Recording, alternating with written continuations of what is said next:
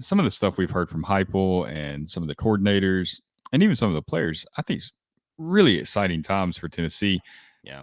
They got some playmakers, man. Like they got some kids that are really going to have some big years. I think. Yeah, true freshmen. I mean, there's Squirrel Hmm. White has received praise across the board from almost everybody, and it's almost like they're not trying to hype him up. It's been really organic. It just kind of comes up, and then people just gush about his speed, his work ethic, his habits, everything from the way he handles himself in the classroom to his maturity on the field. Yeah. Alex Golish, offensive coordinator at Tennessee, said on Sunday that he feels like he's mature beyond his years.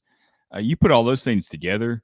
He's not a big guy. He doesn't have like the prototypical size. He's what 5'10". Probably needs to put some weight on, but he's just one of those guys that drives opposing defenses mad. Like that's how I feel like he's going to be used for Tennessee. Probably working out of the slot along with Jalin Hyatt, who has also received a ton of Yeah. praise and is also insanely fast and could have a huge year for Tennessee. But guys like that, man. I mean, how are you going to stop them? You're gonna want to focus in on Cedric Tillman because he's the guy that gets all the hype. He's the guy that has over 1,000 receiving yards last season, coming back as the leading returning receiver in the SEC. Defenses want to focus on him, and then you've got Hyatt, you got Squirrel White over here, Ramel Keaton, all these other guys that they can do just as much damage. So who are you going to defend? It's kind of like a pick your poison scenario. On the note of Squirrel White, the thing that I think of in the descriptions of him so far is maybe he could be like a Pig Howard who keeps his head screwed on straight. Pig Howard obviously got just kind of continuously in trouble and flamed out to the point where he got booted. And it's more than the description of him being fast. I think that was obvious just from his high school tape that he was going to come in and be an absolute speed demon. And that has been confirmed so far in the practices he's participated in. Well, you can't be slow with a name like that. Yeah, exactly. He lives up to his name speed-wise. But it is all of the other praise of him because Heupel specifically said competitive, mature, smart, and fast. He emphasized fast. And this was my favorite one. He said he's not the biggest guy, but he's fearless.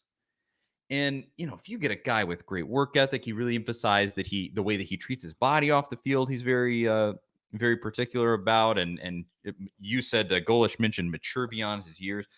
If you can get a guy like that with that kind of speed, who's going to put in the work, like that's always the thing. When you get guys with a chip on their shoulder and they just want it more than everybody else. And I hope that he can be that guy because it's just so fun to have a player like that. Like I mentioned, Pig Howard. I mean, he's the one that comes to mind just because he was such a fun player. I don't know if I guess Heupel probably won't use him in end rounds and stuff like he did with Howard, but I mean, he could, right? I mean, he because could. Yeah. I think Tennessee fans saw this offense last year and were like, okay, that's Josh Heupel's offense. And that was his offense in 2021. And the concepts are still going to be the same: up tempo, snap the ball fast. Like that is who Josh Heupel is as a coach at this time. He's always evolving. Who knows what the offense looks like in 5 or 10 years? But I think he's made it pretty clear that he wants to tailor his offense to the strengths of his players as well. And if he sees an advantage using Squirrel White on an end around, because he thinks he can pick up a first down and maybe a 3rd and 4 situation. I don't know. Like if he thinks he can utilize that and kind of exploit the defense, I think we might see it. I wouldn't rule it out. Like I don't have any inside information on that. Probably nobody is. Heupel doesn't want you to see those wrinkles, obviously. But I mean, it's very possible. Jalin Hyatt as well could also be serving in that same role. You could use those guys in a lot of really creative ways that maybe we didn't see Tennessee use players last season because they just didn't need to in last season. I think Jalin Hyatt will end the season with some serious accolades, if not an actual All-SEC team mention. I think hopefully he ends the season being like he's the next man up for Tennessee. He's kind of a Cedric Tillman from last year where he kind of obviously we've known about Hyatt coming up. He's flashed from the second he showed up on campus, more than Tillman. Tillman was very under the radar, but I think that he'll end the season. I mean, purely almost by the nature of Josh Heupel's offense, just everybody's going to get their touches and everybody is going to get their chance. I just think he's going to shine this year. It just feels like from the way the coaches are talking about him, they're really emphasizing him.